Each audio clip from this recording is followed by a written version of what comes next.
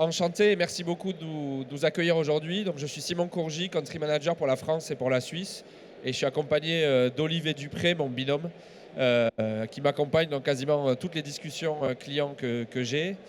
Et aujourd'hui, on voulait vous parler spécifiquement à l'occasion de ce FIC, de la maîtrise dans la gestion finalement des tiers et de l'IA, deux sujets qui aujourd'hui reviennent de plus en plus dans les discussions que l'on fait avec nos clients.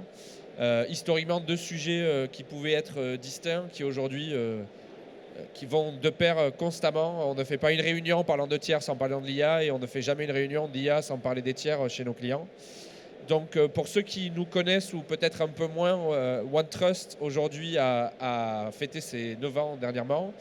Nous sommes une solution AI ready dans la gouvernance. Qu'est-ce que cela veut dire? On vous aide concrètement à utiliser de manière responsable votre data et votre IA. Pour cela, nous avons des modules. Nous sommes connus historiquement pour être un peu le toolkit du DPO. Mais la plateforme a bien évolué depuis ses prémices et finalement la genèse de la RGPD il y a 9 ans. Aujourd'hui, nous permettons évidemment de gérer tout ce qui va être les sujets de privacy, des sujets aussi de consentement qui deviennent de plus en plus importants dans les discussions avec nos clients, notamment avec la genèse évidemment encore une fois depuis 2 ans de l'IA. Donc ça va être la gestion, la bannière historique de cookies, mais également tout ce qui va être la gestion de la first party data et comment gérer jusqu'à gérer un centre de préférence dans des grands groupes ou petites structures qui vont avoir besoin de targeter ou en tout cas d'interagir avec leurs clients finaux. Ce qui va nous intéresser surtout ici dans le contexte du FIC, c'est les 3 modules que vous allez voir sur la droite. Et je vais commencer par les 2 derniers. Le premier, c'est évidemment la gestion des tiers. Donc comme on va voir aujourd'hui, ça va vraiment être la capacité que je vais avoir de pouvoir avoir toute la cartographie de mes tiers et de pouvoir en gérer à la fois de son onboarding jusqu'à son offboarding si nécessaire. Et avoir la capacité de cartographier ces tiers-là, d'y associer un risque et du coup d'agir en conséquence de ce risque, bien évidemment dans le contexte réglementaire ou bien évidemment dans les processus que je peux m'imposer en tant qu'entreprise afin de m'assurer que ces tiers-là soient bien gérés. Il y a évidemment toute la partie qui dit tiers, dit aujourd'hui très liée avec tous les sujets de risques technologiques que je vais avoir. On parle aussi souvent de cyber sur ces sujets-là. Comment est-ce que je vais m'assurer que finalement sur mon parterre technologique que je vais avoir, je suis au courant de tout ce qui s'y passe et j'y ai les risques associés qui peuvent potentiellement être source d'une possible attaque. Nous avions les statistiques que dernièrement, plus de 45% des cyberattaques sur le marché français sont provenues d'une technologie tierce chez nos clients. Et finalement, un module qui, au plein centre de tout cela, la gouvernance de l'IA. Depuis 2 ans, nous avons sorti ce module-là et c'est finalement le sujet qui recolle les morceaux sur tous les modules et toute la plateforme que nous avons. L'outil permet d'aller capter et cartographier tous les différents use cases IA qui tournent au sein de mon entreprise, d'y associer finalement les use cases qui sont déployés et la data qui est utilisée pour que ces algorithmes-là tournent.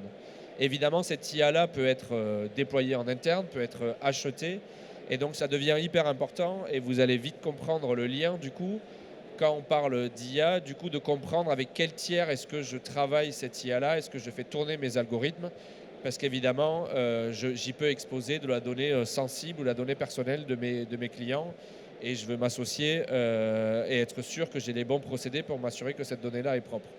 Vous êtes tous au courant, on a tous le risque chez nous dans nos entreprises qu'on utilise de la donnée personnelle pour aller sur ChatGPT, pour s'améliorer un email et du coup cette donnée-là sort du contexte de l'IT de mon entreprise. Donc vraiment aujourd'hui, ce qu'on va parler, c'est la partie IA et third party. Et pour démarrer la partie IA, je vais laisser Olivier présenter de manière macro ce qu'on est capable de gérer. Merci Simon. Alors comment on se positionne effectivement sur toute cette partie gouvernance de l'intelligence artificielle? Chez OneTrust, on le scinde un petit peu en 2 parties finalement. On parle vraiment de la partie AI compliance et après AI governance, qui pour nous 2 sujets différents, dans le sens où toute la partie compliance, ça va être effectivement d'un point de vue réglementaire, les organisations, leur obligation de prouver leur mise en conformité avec des réglementations telles que l'IUAI Act, mais c'est une parmi tant d'autres. Et donc là, effectivement, il y a des enjeux sur être capable, d'inventorier l'ensemble des initiatives IA de manière claire. Et là, un point important avec OneTrust, c'est que notre approche n'est de proposer qu'un outil de gouvernance. D'accord ? Donc le but, c'est comment effectivement être capable de se mettre en compliance sans pour autant freiner la création de l'ensemble des équipes. Et c'est pour ça que vous le voyez par rapport au positionnement de la solution, on s'intègre énormément avec l'ensemble de l'écosystème IA déployé chez les clients, que ce soit l'IA qui est construit par les organisations, que ce soit l'IA qui est achetée. C'est ce que faisait référence Simon à l'instant. Et donc le but, ça va être directement de se connecter aux environnements de MLOps, aux environnements d'Agent Studio et autres, de manière à collecter automatiquement quels sont les modèles utilisés, quelles sont les initiatives, les projets qui sont réalisés, quels sont les datasets qui sont utilisés par l'ensemble de ces initiatives, de manière à enrichir cet inventaire au sein de la plateforme OneTrust, de manière à éviter des doublons de questionnaires qu'on va envoyer à l'ensemble des équipes métiers qui sont très friandes de ce genre de questionnaires. Donc on va faire gagner énormément de temps, limiter l'impact que va avoir la conformité sur la création et permettre aux organisations de se rendre compliant. Mais ça, c'est vraiment le premier niveau, je dirais, de la gouvernance de l'IA. On le sait tous, c'est chouette l'IA, mais il y a des risques énormes liés à tout ça. Et donc c'est là où on vient adresser ce qu'on appelle la partie gouvernance sur le bas de notre plateforme, où on va avoir toute la partie observabilité. Je suis malade, c'est déjà compliqué de base, mais alors là c'est pire. Et la partie enforcement, qui est plus simple à dire. Et donc le but, encore une fois, c'est grâce à l'ensemble des connexions qu'on a déjà réalisées, on va être capable de remonter l'ensemble des informations sur la partie biais, sur la partie fairness et autres, de manière à, encore une fois, gouverner d'un point de vue central l'ensemble de ces initiatives et être capable de pousser l'ensemble de ces politiques dans l'ensemble de cet écosystème. D'accord ? Et le point important aussi, vous le voyez sur le bas, ça va être que dans cet écosystème, on n'est pas la seule plateforme à jouer ce rôle de gouvernance. On va s'intégrer avec un grand nombre de solutions, que ce soit les Palo, les Wiz, les Netscope et autres, de manière à récupérer un certain nombre de signaux, de manière à être capable de gérer du risque, potentiellement quand on a des politiques qui ne sont pas respectées. Donc on va vraiment être un peu ce cockpit, je dirais, de l'ensemble de cette gouvernance d'IA à l'échelle d'une organisation. Et on le voit très clairement, là, de par ce slide-là, on a des fournisseurs un petit peu partout sur ce slide. Et donc, quand on vient effectivement appuyer toute sa stratégie IA sur des modèles, que ce soit d'OpenAI, que ce soit de la partie anthropique ou autre, on a besoin aussi d'évaluer ces tiers en tant qu'organisation, ces tiers d'un point de vue cyber, mais d'un point de vue aussi éthique et autres. Et donc, la gouvernance de l'IA est toujours étroitement liée avec toute cette partie évaluation des tiers. Et c'est bien là le souci, du coup, ou en tout cas la raison pour laquelle nombre des entreprises viennent nous voir. C'est que justement, on parlait d'IA à l'instant, les use cases augmentent et s'ajoutent et se cumulent de manière exponentielle. Et la gestion des tiers, finalement, reste potentiellement très souvent dans les entreprises à laquelle on discute, de manière la gestion est très archaïque, voire très manuelle. Aujourd'hui, on a une étude qui est sortie chez OneTrust dernièrement. On parle de 1,8 personnes par entreprise de grands groupes qui s'occupent des tiers, ou en tout cas qui ont dans leur job description la gestion des tiers, ce qui fait peu, notamment avec le nombre de use cases qui ne cesse d'augmenter, notamment avec l'IA. Et cette gestion-là est très souvent manuel, c'est-à-dire c'est souvent le bon vieux fameux Excel auquel on a travaillé et fait évoluer depuis des années. Mais ce fichier Excel a deux inconvénients majeurs. Le premier, c'est que pour le mettre à jour, c'est du temps, c'est du processus et potentiellement je me mets à risque de ne pas être à jour avec la régulation avec laquelle je dois travailler. Et l'autre souci que l'on voit le plus souvent, c'est que finalement, mon équipe de procurement a son template de fichier Excel, mon équipe de risque a la sienne, l'équipe de compliance a la sienne, et potentiellement, on est en train de questionner des prestataires 3 fois. Potentiellement, on a déjà la réponse au sein de nos datasets, mais on n'a pas cette vue d'ensemble finalement du risque global qu'a ce partenaire-là ou ce prestataire-là, parce que j'ai des informations dans différents fichiers qui sont silotés au sein de l'entreprise.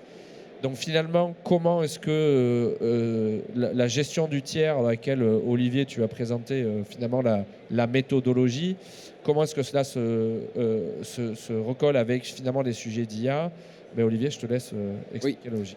En fait, effectivement, toute cette partie, partie management, elle n'est pas dédiée au cas d'usage de l'IA. Je dirais elle est amplifiée par l'IA parce qu'on va avoir encore plus de tiers à venir évaluer. Mais c'est un sujet qu'on traite de manière même standalone, je dirais, avec certaines organisations. Ce qui est important de voir, c'est que notre positionnement, c'est vraiment pas simplement une notion d'évaluation d'un tiers. Selon nous, il faut gérer ces tiers dans sa globalité du cycle de vie. Et je dirais que là, un des inconvénients du bon vieux fichier Excel, dont on parlait à l'instant, c'est que très souvent, il est envoyé au moment où on rentre en contrat avec un fournisseur. Par contre, comment on le réévalue dans le temps, comment on est alerté d'une potentielle faille de ce fournisseur, etc., c'est là où on a beaucoup de difficultés à gérer tout ça. Et donc, on accompagne les organisations sur l'ensemble des différents stages qu'on voit sur l'écran. Le premier étant la partie InTech, comment je découvre que je travaille avec un nouveau tiers. Et là, encore une fois, on a des connecteurs qui permettent de simplifier la chose, que ce soit avec les outils de procurement, mais aussi avec l'intégration native qu'on a avec la gouvernance de l'IA. Dès que j'utilise un nouveau modèle, je peux être au courant que c'est ce fournisseur-là et je peux directement l'évaluer, ou en tout cas l'évaluer en conséquence. Parce que ça, c'est aussi important, c'est qu'aujourd'hui, évaluer un tiers, il faut l'évaluer dans un contexte particulier. Quel est l'usage qu'on va avoir de ce tiers? Est-ce que c'est un tiers avec lequel on partage de la donnée sensible? Est-ce que c'est un tiers critique pour nous? Est-ce que c'est un tiers qui n'est même pas un tiers IT? Bref, il faut comprendre le contexte de manière à l'évaluer en conséquence. L'évaluation, c'est bien. On sait tous qu'il faut le faire. Par contre, ça prend du temps. On parlait des 1,8 personnes. Par rapport au nombre de tiers qu'ont nos clients, c'est très compliqué de tous les évaluer. Et donc, la partie tiering, qui est la deuxième étape, est très importante. Et elle se fait à la fois à partir du contexte avec lequel on veut travailler avec ce tiers, mais aussi par rapport à des informations qui peuvent provenir du marché. Que ce soit des providers de données qu'on voit ici, que ce soit Security Scorecard, Acnotis, RiskRecon, qui vont être directement des informations qui vont alimenter la plateforme OneTrust de manière à comprendre un peu mieux la posture de votre tiers et décider finalement si une évaluation plus poussée est nécessaire vis-à-vis de ce tiers ou par rapport à la criticité, une évaluation standard, voire non poussée, n'est pas nécessaire. Et donc faire du fast track, comme on appelle, de manière à optimiser encore une fois les utilisations des ressources internes. Et ce qui va être important, c'est gérer ce tiers dans sa durée. Est-ce que le scope de service fourni par ce tiers va changer? Est-ce que potentiellement ce tiers, pour X raisons, a complètement délaissé sa partie cyber? Comment je suis alerté de tout ça? Comment je peux réévaluer ce tiers au fil du temps? Donc on va avoir des règles d'automatisation dans la plateforme qui vont pouvoir être configurées de manière à réévaluer ces tiers-là, mais toujours écouter le marché. Et vous voyez aussi, encore une fois, toute cette partie data provider sur le bas du slide, qui fait que dès qu'on va avoir une note qui va changer, dès que ActNotice va potentiellement vous remonter qu'une potentielle faille a eu lieu chez un de vos tiers, vous allez pouvoir être notifié, prendre les bonnes décisions pour pouvoir soit arrêter la mise en relation avec ce tiers, soit le réévaluer de manière directe. Et puis on vous accompagne aussi jusqu'à la fin du contrat et avoir la capacité de vérifier que l'ensemble des données, par exemple, ont bien été supprimées par ce tiers comme c'est notifié dans le contrat avec eux. Voilà. Donc là, on arrive à la fin de la présentation pour aujourd'hui. C'était juste un aperçu. Donc si vous voulez échanger sur le sujet, vous pouvez venir nous voir. On est en H9. Alors, c'est pas si loin que ça, mais c'est au bout du salon. Mais vous nous trouverez facilement. Et on se fera un plaisir de reparler de ces sujets-là avec vous ou du reste des offres portées sur la plateforme. Et dernier point, si vous voulez vraiment un petit peu plus pousser ce sujet de toute la partie gestion des risques tiers et comment aussi la plateforme imbrique des capacités d'IA pour toujours optimiser cette partie-là, je vous invite à scanner le QR code. On a un webinar qui aura lieu le 16 avril, comme c'est indiqué, où on rentrera un peu plus dans le détail. Et sinon, il y a d'autres personnes qui vous distribueront des flyers aussi aux sorties. Merci beaucoup.